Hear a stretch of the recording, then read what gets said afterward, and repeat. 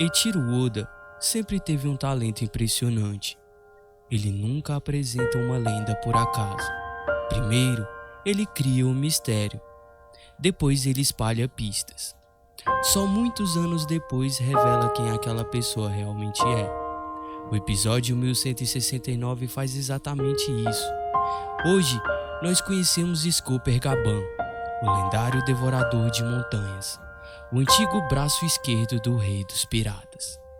Mas eu acredito que essa não seja nem a maior revelação do episódio, porque escondido em poucos minutos, Oda colocou pistas sobre Loki, sobre Shanks, sobre o misterioso símbolo do abismo e talvez sobre o futuro do próprio Sanji.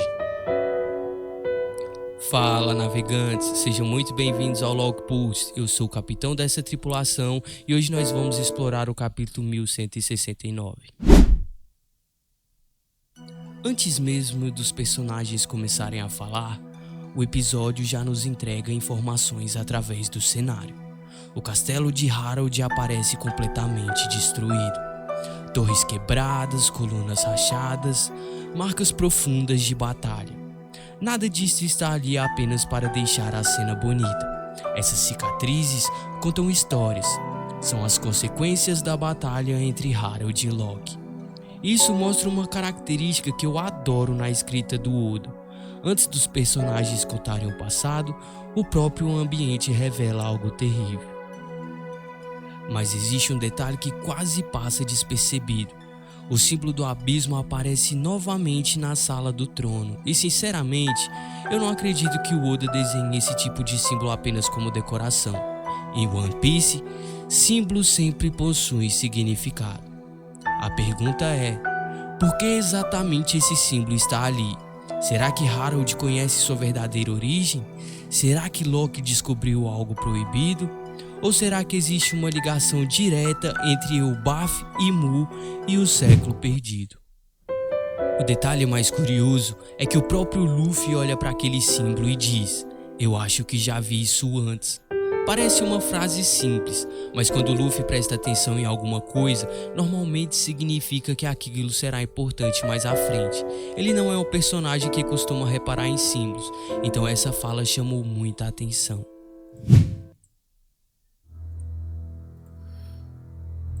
E então, finalmente conhecemos Scooper Gaban, um personagem aguardado pelos fãs há décadas. Mas o mais interessante não é nem a sua aparência, nem a sua força, é a forma como os gigantes falam sobre ele.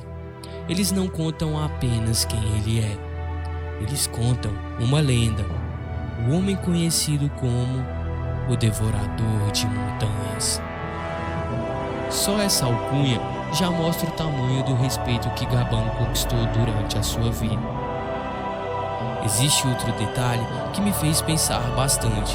Roger possuía 2 pilares ao seu lado, Rayleigh e Gaban. Hoje, Luffy também possui 2 pilares, Zoro e Sanji. Na minha opinião, o Oda não trouxe o Gaban apenas porque os fãs queriam conhecê-lo. Acho que ele representa o início do desenvolvimento definitivo do Sanji.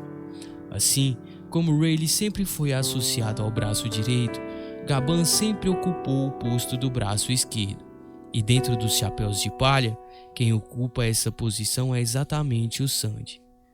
Essa ainda é uma teoria minha, mas conhecendo o jeito que o Oda gosta de construir paralelos, eu realmente acredito que existe algo sendo preparado aqui.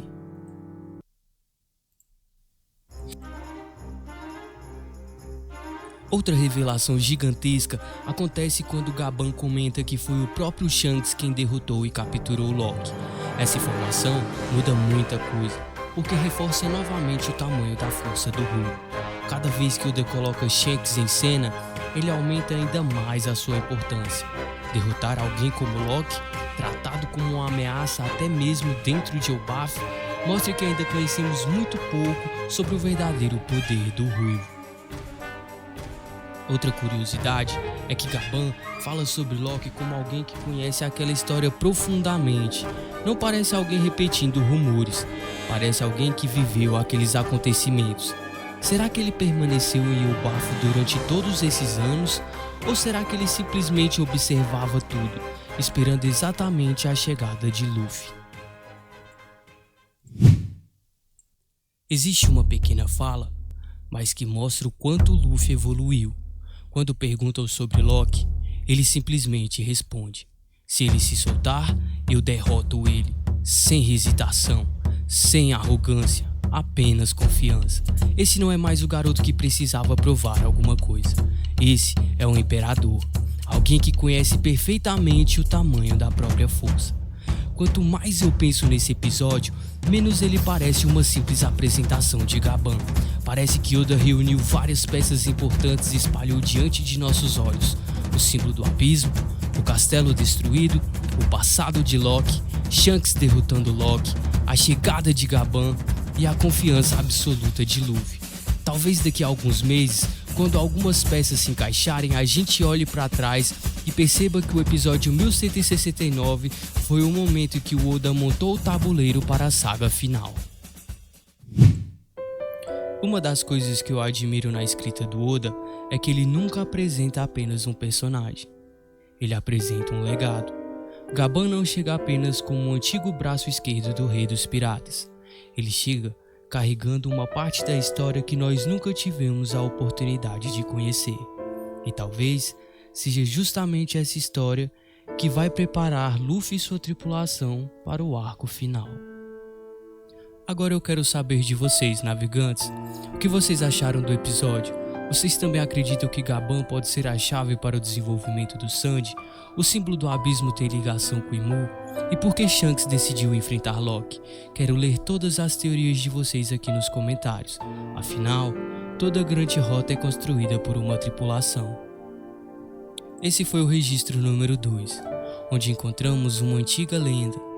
Dizem que alguns navegadores deixam apenas mapas, outros deixam apenas histórias. Mas existem aqueles raros homens capazes de deixar os dois. Talvez seja por isso que alguns caminhos jamais desaparecerão. Então, nossa rota já está traçada.